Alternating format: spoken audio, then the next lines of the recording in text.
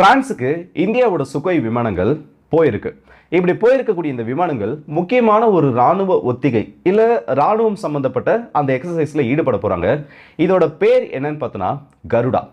இதுக்கு முன்னாடி பல்வேறு இடங்கள்ல இது நடந்திருக்கு. பிரான்ஸ்ல நடந்திருக்கு, இந்தியாவில் நடந்திருக்கு. ஆனா இந்த முறை முக்கியமான ஒரு ஃபார்மேஷன். அண்ட் அது மட்டும் இல்லாம பிரான்ஸ் விமானப்படைக்கு சொந்தமான ரஃபேல் போர் விமானங்களும் இந்தியாவோட விமானப்படைக்கு சொந்தமான Su-30 MKI போர் விமானங்களும் இணைந்து மிஷன் ரிஹர்சல்ஸை இந்த இடத்துல பண்ண போறாங்கன்னு ஒரு முக்கியமான அப்டேட் பிரான்ஸ் கிட்ட இருந்து வந்திருக்கு.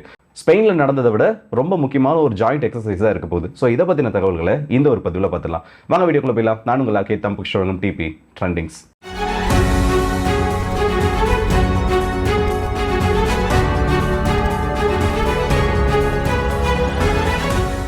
Garuda joint exercise. இந்த கருடா ஜாயிண்ட் எக்ஸசைஸ்னா என்னன்னு கேட்டீங்கன்னா, இந்தியாவுக்கும் பிரான்ஸுக்கும் நடுவில் நடக்கக்கூடிய ஒரு முக்கியமான போர் ஒத்திகை மாதிரி இருக்கக்கூடிய இரண்டு நாடுகளோட விமானப்படை பங்கேற்கக்கூடிய ஒரு ராணுவ கூட்டு பயிற்சி. போர் ஒத்திகை எப்படி நடக்குமோ அதே மாதிரி இவங்களுக்குள்ள சிமுலேட் பண்ணி பார்க்கறது, இல்லை இந்த ரெண்டு நாடுகள் சேர்ந்து எப்படியெல்லாம் நடக்கலான்றத இந்த ஒரு war games and joint simulated exercise மூலமா இந்த இடத்துல பண்ணுவாங்க. இந்த கருடான்னு சொல்லக்கூடியது 7 முறை இது வரைக்கும் நடந்திருக்கு. 2003 ஆரம்பிச்சு லாஸ்டா 2022 நினைக்கிறேன். லாஸ்டா நம்ம இந்தியாவில் நடந்துச்சு. அதுக்கு அடுத்தபடியாக பார்த்தோன்னா ஒரு 3 வருஷங்கள் கழிச்சு 2025 இப்போ பிரான்ஸ்ல இந்த இடத்துல நடக்க போகுது. இதுல 2 நாட்டோட போர் விமானங்கள் பங்கேற்க போறதா சொல்லியிருக்காங்க. கடைசியா நம்மளோட இந்தியாவில் நடந்தப்போ நம்மளோட தேஜஸ் போர் விமானங்கள் அதில் பயன்படுத்தப்பட்டுச்சு, நம்ம ரஃபேல் போர் விமானங்கள் அதில் பயன்படுத்தப்பட்டுச்சு. அண்ட் அது மட்டும் இல்லாமல் பிரசாந்த், இன்னும் நிறைய எலக்ட்ரானிக் வார்ஃபேர் ஏர்கிராஃப்ட்ஸ், இது எல்லாமே அந்த ஒரு போர் ஒத்திகையில் பயன்படுத்தப்பட்டுச்சு. ஆனால் அப்போ இல்லாத ஒரு சிறப்பம்சம் இப்போ இந்த போர் ஒத்திகைக்கு என்ன பண்ணப்பட்டிருக்குன்னு கேட்டீங்கன்னா, இவங்களுக்கான அந்த மிஷன் ரோல் இல்லை எந்த அளவுக்கு இவங்க இதில் ஈடுபடுத்த போறாங்கன்றத நிறைய ஹிண்டா இந்த இடத்துல கொடுத்துருக்காங்க. அண்ட் அது மட்டும் இல்லாமல் இதுக்கு முன்னாடி நடந்த அந்த ராணுவ ஒத்திகைகளை விட ரொம்ப எக்ஸ்டெண்டட் பீரியடுக்கு 12 நாட்களுக்கு இந்த ஒரு போர் நடக்க போகுதுன்னு சொல்லியிருக்காங்க. முதல்ல இந்த எக்ஸசைஸை பற்றி பார்க்கணும்னா, இது இந்தியாவுக்கும் பிரான்ஸுக்கும் நடுவில் இருக்கக்கூடிய ரொம்ப முக்கியமான ஒரு ராணுவ பயிற்சியாக பார்க்கப்பட்டு இருக்கு. நம்ம ரஃபேல் விமானங்களை வாங்குறதுக்கு முன்னாடியில இருந்தே, இல்லை ரஃபேல் சம்மந்தப்பட்ட அந்த பேச்சுவார்த்தைகளை நடத்துறதுக்கு முன்னாடியில இருந்தே பிரான்ஸுக்கும் இந்தியாவுக்கும் ஒரு மிகப்பெரிய ஒரு டிஃபென்ஸ் நெட்வொர்க் ஆனது இருந்துட்டு இருக்கு. ஏன்னா பிரான்ஸுக்கு நல்லா தெரியும், உலக அளவில் இந்தியான்னு சொல்லக்கூடியது மிகப்பெரிய ஒரு டிஃபென்ஸ் எக்ஸ்போர்ட்டராக இந்த இடத்துல இருந்துட்டு இருக்காங்க. அப்படி இருக்கப்போ இந்தியா மார்க்கெட்டை நம்ம பிடிக்கணும், இல்லை இந்தியா சம்மந்தப்பட்ட அந்த ஒரு மார்க்கெட்டை ஆக்சஸ் பண்ணிட்டா இவங்க எந்த அளவுக்கு வளர முடியும், இல்லை அவங்களோட ஆயுதங்களை எந்த அளவுக்கு விற்பனை பண்ண முடியும்ன்றது தெரியும். அண்ட் அது மட்டும் இல்லாமல் உலகத்தில் இருக்கக்கூடிய நிறைய நாடுகள் பொருளாதார தடைகளின் காரணமாக இந்தியாவுக்கு எதிராக செயல்படுறப்பவும் சரி, இல்லை இந்தியா மேலே பொருளாதார தடைகள் போட முயற்சிகள் பண்ணப்பட்டு அந்த பொருளாதார தடைகள் இம்ப்ளிமெண்ட் பண்ணப்பட்டப்பவும் சரி, பிரான்ஸ் ஒரு இடத்துல தனித்து நின்று இருக்காங்க. இது வியாபார காரணம் இல்லை நட்பு ரீதின்னு சொல்லிட்டு நம்ம எப்படி பிரிச்சு வைக்கலாம். ஆனா இந்தியாவுக்கு ஒரு பிரச்சனை வரப்போ நிறைய இடங்கள்ல உதவி பண்ணிருக்காங்க, இன்னமும் உதவிகளானது பண்ணிட்டு இருக்காங்க. இந்த கருடா நடக்கிறதுக்கான முக்கியமான காரணம், அதுவும் இந்த டைம்ல நடக்கக்கூடிய முக்கியமான காரணம் என்னன்னு பார்த்தோன்னா, இந்தியா பாகிஸ்தான் கிளாஷ் நடந்தது. அதுக்கப்புறம் ரஃபேல் சம்பந்தப்பட்ட நிறைய பிரச்சனைகள் வந்தது. இப்போ கோப் 2025 சொல்லக்கூடிய ஒரு குவாட் அலையன்ஸ்குள்ள நடக்கக்கூடிய ஒரு வார் கேம்ஸ் ஆனது நடக்க போறதா சொல்லியிருந்தாங்க. ஆனா அது இப்போதைக்கு நடக்குமா என்னன்றது தெரியல. அமெரிக்காவுக்கும் இந்தியாவுக்கும் நடுவில் ஜாயிண்ட் எக்ஸசைஸ் நடந்துருச்சு. இந்த கோப் 2025 பத்தி இன்னும் ப்ராப்பரான அப்டேட்ன்றது வரல. ஆனா அதுக்கு முன்னாடி இந்த இடத்துல Su-30 MKS, அதுவும் அப்கிரேட் பண்ணப்பட்ட விமானங்களை பிரான்ஸ் அழைச்சிருக்கிறதுக்கு ஒரு முக்கியமான காரணம், இந்த ரெண்டு தரப்புக்கும் மத்தியில எந்த அளவுக்கு நெட்வொர்க் சென்ட்ரிக் வார்ஃபேர் இவங்களுக்குள்ள இன்ஃபர்மேஷன்ஸை ஷேர் பண்ண முடியுன்றது ஒரு பக்கம். அண்ட் இன்னொரு பக்கம் என்னன்னு பார்த்தோன்னா, ரஷ்யாவோட போர் விமானங்கள் எந்த அளவுக்கு செயல்படுது, அப்கிரேட் பண்ணப்பட்ட சுகோய் விமானங்கள் எந்த அளவுக்கு இந்த இடத்துல பெர்ஃபார்ம் பண்ணப்படுதுன்றத அவங்களும் ஒரு காரணத்தோட தான் வர சொல்லியிருக்காங்க. முதல்ல இதில் நமக்கு ஏற்படக்கூடிய நன்மைகள் என்ன? ஏன்னா இந்த எக்ஸசைஸ்ல நம்ம பார்ட்டிசிபேட் பண்றோம், அதுவும் ரஃபேல் கூட சேர்ந்து, அதுவும் இந்த இடத்துல நமக்கான அந்த மிஷன் ரோல நம்ம பார்ட்டிசிபேட் பண்ண போறோம்னா அது நமக்கு ரொம்ப ஒரு பெரிய விஷயம். ஏன்னா இந்தியா கிட்ட இருக்கக்கூடிய ரஃபேல் போர் விமானங்கள் ஆல்ரெடி நம்ம ஆல்ரெடி யூஸ் பண்ணி பார்த்துட்டோம். ஆனா பிரான்ஸ் கிட்ட இருக்கக்கூடிய ரஃபேல் விமானங்கள் இதை விட தனித்துவமானது. நமக்கு ஏத்த மாதிரி மாடிஃபிகேஷன்ஸோட தான் நம்ம நாட்டில் இருக்கக்கூடிய போர் விமானங்களை பயன்படுத்துறோம். இப்போ இந்த ரெண்டு விமானங்களும் என்ன மிஷன் கொடுக்க போறாங்கன்னு தெரியல, ஆனா மிஷன் ரோல் கொடுக்க போறாங்கன்னு தெரிஞ்சிருக்கு. இவங்க என்ன விதத்தெல்லாம் இதை பயன்படுத்துவாங்கன்னு பார்த்தோம்னா, எதிரிகளுக்கு எதிரான கூட்டு தாக்குதல், ரஃபேல் போர் விமானங்கள், சுகோய் போர் விமானங்கள், இது ரெண்டுத்துக்கும் தனித்தனி ரோல் நடந்திருக்கு.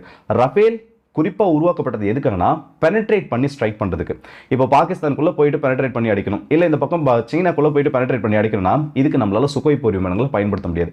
ஆனால் ரஃபேல் போர் விமானங்களை இதுக்குன்னே டெடிகேட்டடாக நம்மளால் பயன்படுத்த முடியும்.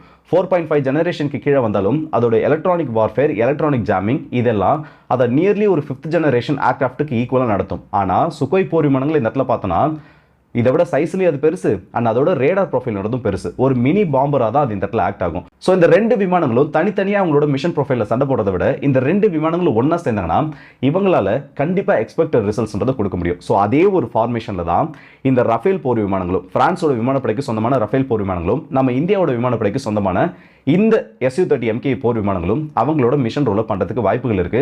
மேபி அதை பத்தின அப்டேட்ஸ்ன்றது இந்த இடத்துல லேட்டா வரலாம். மோஸ்டா இவங்க இந்த மாதிரி தான் பண்ணுவாங்க. அது மட்டும் இல்லாம இவங்களுக்குள்ள டைரக்டா எனிமி ஏர்கிராஃப்ட்ஸை கன்சிடர் பண்ணி அந்த சிமுலேஷன்றதையும் பண்ணி பார்ப்பாங்க. முதல்ல சொன்னது நமக்கு பாசிட்டிவா இந்த இடத்துல தெரிஞ்சாலும், இரண்டாவது சொன்னது ரஷ்ய விமானங்களோட பயன்பாடுகள் எந்த இடத்துல இருக்கு இல்ல என்ன மாதிரி இருக்குன்றத அவங்க தெரிஞ்சுக்க கண்டிப்பா ட்ரை பண்ணுவாங்க.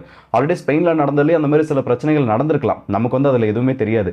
ஆனா இதுல இருக்கக்கூடிய ஒரு முக்கியமான ஒரு கிரைட்டீரியா என்னன்னா, யாருமே அவங்களோட ஃபுல் ஃபோர்ஸை பயன்படுத்த மாட்டாங்க. அவங்களோட எலக்ட்ரானிக் ஜாமிங் இந்த இடத்துல பயன்படுத்த மாட்டாங்க. மோஸ்டா இப்போ 100% ஒரு பேட்டில் நடக்குதுன்னு வைங்க, அதுல 80% ஹார்ட்வேருக்கான பேட்டில் மட்டும் தான் நடக்கும். இதுல வந்து சாஃப்ட்வேர்ஸை பயன்படுத்த மாட்டாங்க, இதுல அந்த எலக்ட்ரானிக் ஜாமிங்கை பயன்படுத்தாங்க, இந்த எதையுமே பயன்படுத்த மாட்டாங்க. அவங்களோட விமானங்கள் எப்படி மெனுவர் பண்ணுது, அவங்களோட ஏரோடைனமிக்ஸ் எப்படி இருக்குன்றது இதை தான் அவங்களால மோஸ்டா கணிக்க முடியுமே தவிர ஆக்டிவ் அந்த AESA ரேடாரை கூட மோஸ்டா அந்த இடத்துல பயன்படுத்த மாட்டாங்க. ஏன்னா உங்களுக்கு தெரியும், ஆல்ரெடி நாட்டோ கண்ட்ரீஸ்ல நடந்த அந்த எக்ஸசைஸை பத்தி போட்டிருப்பதாவே நிறைய பேர் சொன்னாங்க ரஷ்ய விமானத்தை பத்தி உங்க டேட்டா எடுத்து ட்ரை பண்ணிட்டு இருக்காங்க. இது நம்மளே இந்த அளவுக்கு யோசிக்கிறப்போ ரெண்டு நாட்டோட விமானப்படை இந்த இடத்துல யோசிப்பாங்க. அப்படின்னா நம்ம அப்கிரேட் பண்ணப்பட்ட விமானங்களை தான் அனுப்பியிருக்கோம். அப்படி அனுப்பியிருக்கோம்னா ரஃபேல் சம்பந்தப்பட்ட இன்ஃபர்மேஷன்ஸ், பிரான்ஸோட இன்ஃபர்மேஷன்ஸை கேதர் பண்ணுறதுக்கும் நம்மளோட விமானங்கள் முயற்சி பண்ணும். ஸோ இதுக்கான கிரைட்டீரியாஸ்ன்றதை செட் பண்ணிடுவாங்க. ரீசெண்டாக நீங்கள் நடக்கக்கூடிய விஷயங்கள் பார்த்தீங்க, அதுவும் யூரோப் கான்டினென்ட்ல நடக்கிற எல்லா விஷயங்களையும் பார்த்தீங்கன்னா இந்தியா சம்மந்தப்பட்ட பல்வேறு விதமான அழைப்புகள் வந்துகிட்டு இருக்கு. அதை நம்ம தான் நிறைய இடத்துல ரிஜெக்ட் பண்ணிட்டு இருக்கோம். இது நமக்கு ஒரு விதத்தில் நன்மையாகவும் முடியும்.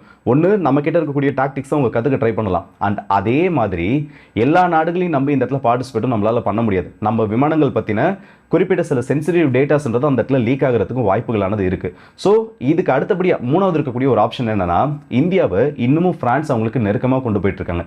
நம்ம ரஃபேல் M வேரியன்ட்ல சில விமானங்களை ஆர்டர் பண்ணிட்டோம். ஆனால் MRFA டெண்டர்ன்றது அப்படியே இருக்கு. இந்த MRFA டெண்டர்ல மெயின் கண்டெண்டர் யாருன்னு பார்த்தோன்னா ரஃபேல் போர் விமானங்கள் தான். அப்படி இருக்கப்போ பல கோடி ரஃபேல் வந்து மற்ற நாடுகளில் விற்பனை பண்ண அந்த ப்ராஜெக்டை விட ஒரு மிகப்பெரிய ப்ராஜெக்ட் ஒரே நாட்டில் இருந்து வருதுன்னா அது இந்தியா கிட்ட தான். ஸோ அவங்களோட ரஃபேல் விமானங்களோட வரலாறுலேயே ஒரு ரொம்ப முக்கியமான ஒரு ப்ராஜெக்டாக இது வந்துட்டு இருக்கின்றப்போ இந்தியாவை இன்னும் இப்படியெல்லாம் அவங்க பக்கம் இழுக்கலான்றத இந்த இடத்துல தெளிவாக பார்த்துட்டு இருக்காங்க. அண்ட் நீங்கள் வேணா பாருங்க, இந்த எக்ஸசைஸ் முடிஞ்சதுக்கப்புறம் நம்மளோட சுகோய் போர் விமானங்கள் ஓஹோன்னு பிரான்ஸே புகழ போகுது.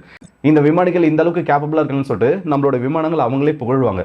ஒரு பக்கம் நம்ம அந்த அளவுக்கு கேப்பபிளாக அந்த இடத்துல பெர்ஃபார்ம் பண்ணுறோம். அது இருந்தாலும் நம்மளை அவங்க சைடு இழுக்கிறதுக்காக இன்னும் நிறைய விஷயங்கள் அவங்க பண்ணுறதுக்கும் தயாராக இருக்காங்க. அண்ட் இதுக்கு நடுவில் வந்திருக்கக்கூடிய ஒரு முக்கியமான அப்டேட் என்னன்னா, ரஃபேலோட அடுத்த வேரியண்ட்டாக வரக்கூடிய F4 இந்த MRFA டெண்டருக்கு எந்த அளவுக்கு உதவிகள் பண்ணும், இல்லை அந்த விமானங்கள்னால நம்மளோட விமானப்படைக்கு எந்த அளவுக்கு ஸ்ட்ரென்த்தை ஆட் பண்ண முடியுன்றதையும் இந்த சிமுலேஷன்ஸ்லாம் நம்மளால கண்டுபிடிக்க முடியும். ஸோ இந்த வீடியோ பற்றி உங்களோட கருத்துக்களை கமெண்ட் செக்ஷனில் சொல்லுங்கள். ஒவ்வொரு யூரோப்பியன் கண்ட்ரீஸ்லையும் இந்தியாவோட ஏர்ஃபோர்ஸ் இல்லை இந்திய விமானப்படைகளுக்கான அந்த அழைப்புன்றது ஆப்ரேஷன் சிந்தூருக்கு அப்புறமா ரொம்பவும் அதிகமாக இருக்குது. இது வந்து ரொம்ப ஒரு பாசிட்டிவான அப்ரோச் தான். ஆனால் இந்த பாசிட்டிவ் அப்ரோச் நம்ம கொஞ்சம் கேர்ஃபுல்லாக ஹேண்டில் பண்ண வேண்டிய ஒரு கட்டாயத்திற்கு தள்ளப்பட்டிருக்கும். ஏன்னா எப்படா கேப் கிடைக்கும், எப்போ நம்ம விமானங்கள் பற்றின டேட்டாஸ் எடுக்கலான்றது ரொம்ப தெளிவாக இருந்துட்டு இருக்காங்க ஐரோப்பிய கண்டத்தில் இருக்கக்கூடிய அத்தனை நாடுகளும். ஸோ இதை பற்றி உங்களுக்கு என்ன தோணுதுன்றதை மறக்காம கமெண்ட்ஸில் சொல்லுங்கள். அண்ட் கருடா 2025 12 நாள் நடக்க போகுது. இந்த 12 நாளில் ஏகப்பட்ட விஷயங்கள், டெய்லி நமக்கு நிறைய அப்டேட்ஸ் வந்து கிடைக்க போகுது. ஸோ வெயிட் பண்ணுவோம். அடுத்த வீடியோ சந்திப்போம். அது நம்மளுடைய உங்கள் RK.